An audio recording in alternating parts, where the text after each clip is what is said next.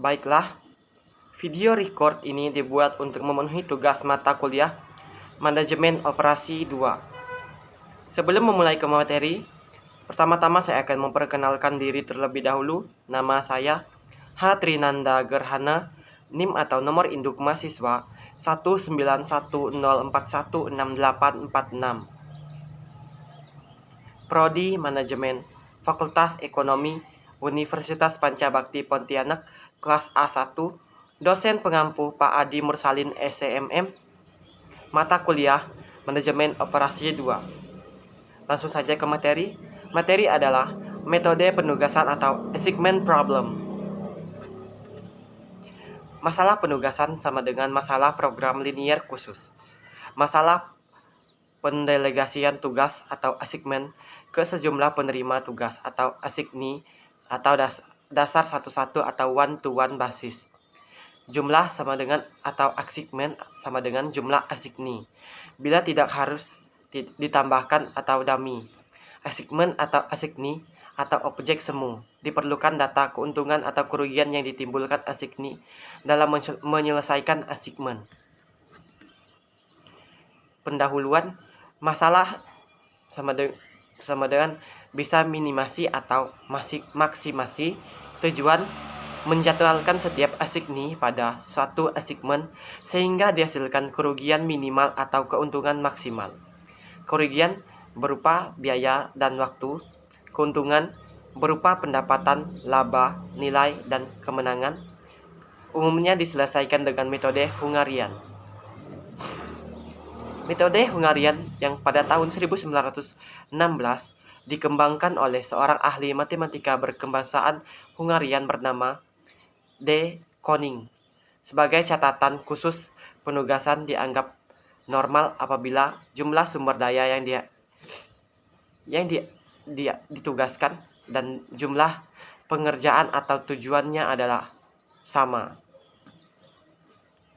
Contoh masalah minimasi. Sebuah perusahaan kecil mempunyai 4 pekerja yang berbeda untuk diselesaikan oleh 4 karyawan. Biaya penugasan seorang karyawan untuk pekerjaan yang berbeda adalah berbeda karena sifat pekerjaan berbeda-beda. Setiap karyawan mempunyai tingkat keterampilan, pengalaman kerja, dan latar belakang pendidikan serta latihan yang berbeda pula. Sehingga biaya penyelesaian pekerjaan yang sama oleh para karyawan berlainan juga berbeda. Teori pengambilan keputusan. Pola dasar pikiran dalam konteks organisasi. 1. Penilaian situasi atau situational approach. Untuk menghadapi pertanyaan apa yang terjadi. Kedua, analisis persoalan atau problem analysis dari pola pikir sebab akibat.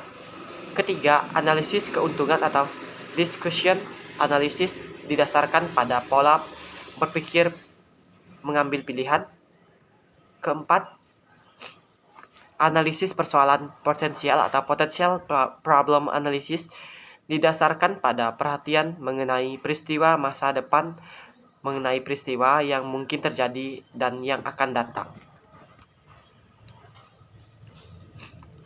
Inti pengambilan keputusan.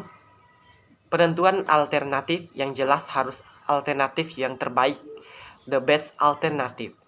Perumusan berbagai alternatif tindakan sesuai dengan yang sedang dalam perjalanan dan dalam pemilihan alternatif yang tepat. Setelah suatu evaluasi atau penilaian mengenai efektivitasnya dalam mencapai tujuan yang dikehendaki, pengambilan keputusan. Lingkungan situasi keputusan. Lingkungan eksternal. Lingkungan situasi keputusan. Pertama, lingkungan eksternal seperti sosial politik, budaya, alam, ekonomi, dan kota. Kedua, lingkungan internal seperti mutu barang rendah, kurangnya promosi, pelayanan tidak memuaskan, atau sales atau agen yang tidak bergairah. Teknik pengambilan keputusan.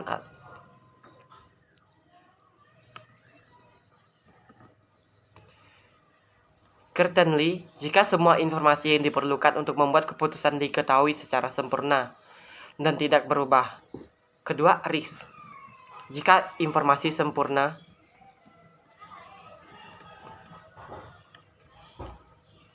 tidak tersedia, tetapi seluruh peristiwa yang terjadi beserta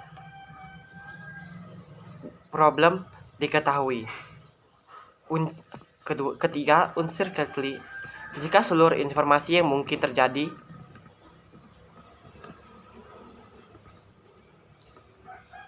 sudah diketahui.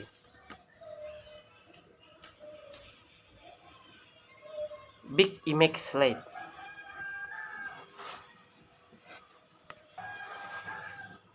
Konflik. Jika kepentingan dua atau lebih pengambilan keputusan berbeda dalam pertarungan aktif di antara kedua belah pihak, sementara keputusan Leaks dan Uncertainly yang aktif hanya mengambil keputusan tujuan analisis keputusan.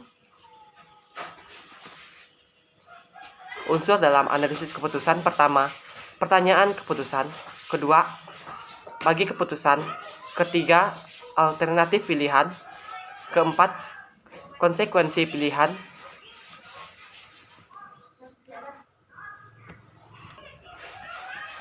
sekian presentasi saya.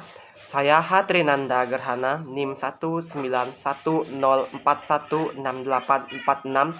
kelas A1 pagi, Prodi Manajemen, Fakultas Ekonomi, Universitas Pancabakti, Pontianak, mata kuliah Manajemen Operasi 2. Sekian presentasi saya.